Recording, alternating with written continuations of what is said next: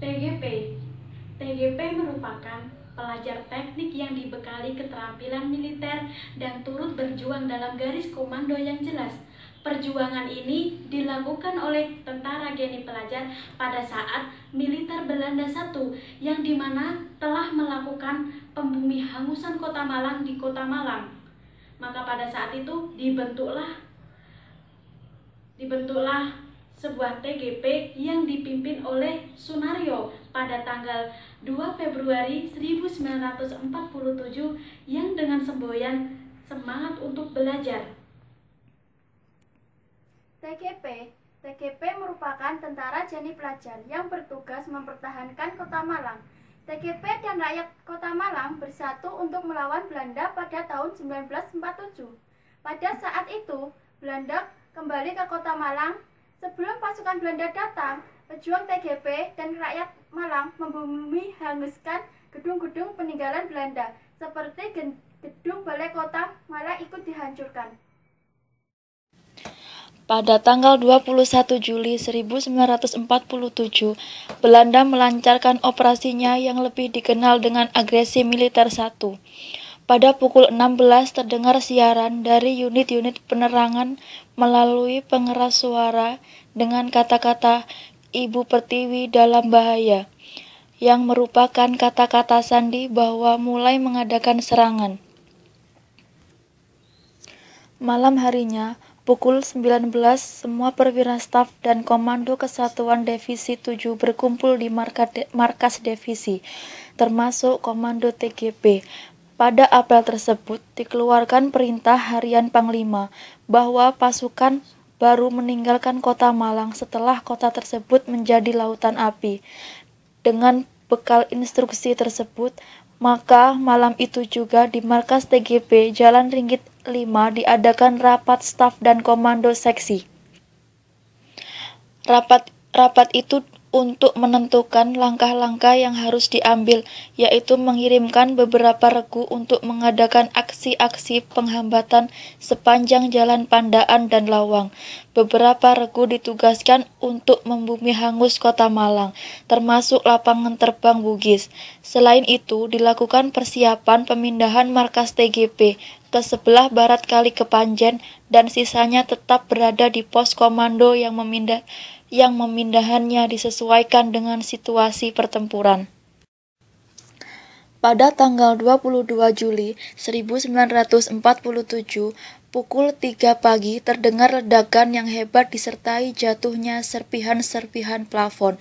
Semula mereka tidak mengetahui adanya serangan Belanda, karena peledakan tersebut dianggap belum waktunya dan bertentangan dengan perintah Panglima. Maka Komandan TGP disertai beberapa orang meninggalkan markas menemui Panglima Divisi untuk memprotes kejadian tersebut, sambil meminta instruksi lebih lanjut dan melaporkan hasil rapat yang baru. Siang harinya, setelah terlihat gejala dikosongkannya kota Malang, maka diambil inisiatif untuk mengambil alih tanggung jawab pembumi hangusan kota Malang. Tindakan pertama yang dilakukan adalah meminta para kepala-kepala kantor seperti kantor telepon, RRI, perusahaan listrik, dan stasiun Malang. Kepada mereka diminta kesediaannya menerima pengawasan dan penghancuran mereka dan mulai mengungsikan alat penting mereka ke Gembruk dan Sumber Pucung. Pada kesempatan itu, TGB juga meminta agar kendaraan, peralatan telepon, dan kabel listrik mereka diserahkan pada TGB. Terdapat masing-masing satu bus sedan, truk, dan pick-up yang diperoleh. TGP dan kemudian berhasil diselamatkan keluar kota sewaktu tentara Belanda masuk kota Malang. Pada tanggal 23 Juli 1947, markas TGP dipindahkan ke Sumber Pucung, sedangkan pos komando dibagi menjadi posko depan tetap berada di Jalan Ringgit dan posko utama di Bulu Lawang. Posko depan bertugas sebagai tempat berkumpul bagi anggota TGP yang masih berada di garis depan dan tempat koordinasi penghancuran kota Malang. Posko utama bertugas sebagai tempat koordinasi aksi-aksi penghambatan jalan antara Malang dan Kepanjen. Setelah mendapat berita bahwa Belanda akan melanjutkan operasinya dari Lumajang ke Malang Selatan, maka dikirimkan satu regu untuk menghancurkan jembatan Gambir Sari yang terletak di Desa Pasirian. Jembatan tersebut berhasil diputuskan oleh anggota TGP. Pada tanggal 26 Juli 1947 pukul 4 pagi, terdengar berita bahwa jembatan-jembatan di sebelah timur Kepanjen akan diledakkan oleh Detasemen Geni Divisi 7. Sebagian besar pasukan masih banyak yang berada di sebelah timur Sungai Kepanjen lengkap dengan senjata beratnya. Maka diputuskan untuk mengambil alih pengawasan dan penjagaan jembatan Malang Kepanjen dan jembatan Dampit Kepanjen.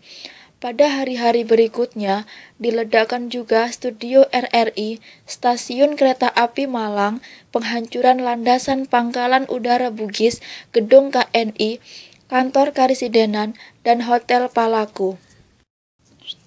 Dan akhirnya, Kota Malang diduduki Belanda pada tanggal 31 Juli 1947.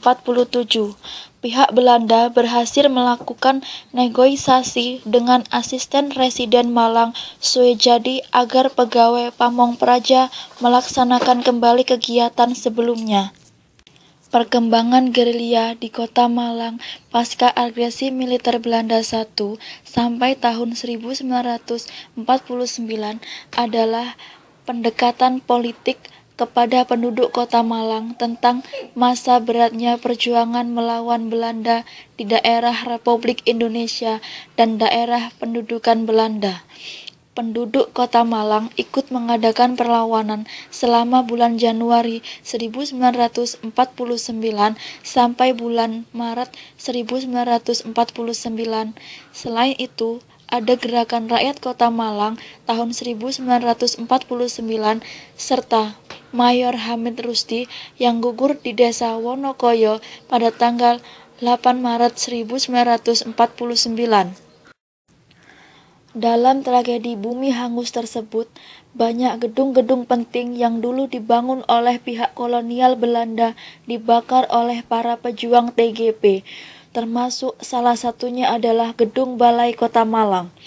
Setelah agresi yang dilancarkan oleh Belanda, baik agresi militer Belanda I dan agresi militer Belanda II selesai, dan situasi perang kemerdekaan telah benar-benar berakhir, maka Gedung Balai Kota mulai dibangun kembali, dan sekarang bangunan yang tetap dipertahankan keasliannya ini menjadi bangunan cagar budaya di Kota Malang yang menjadi ikon Kota Malang.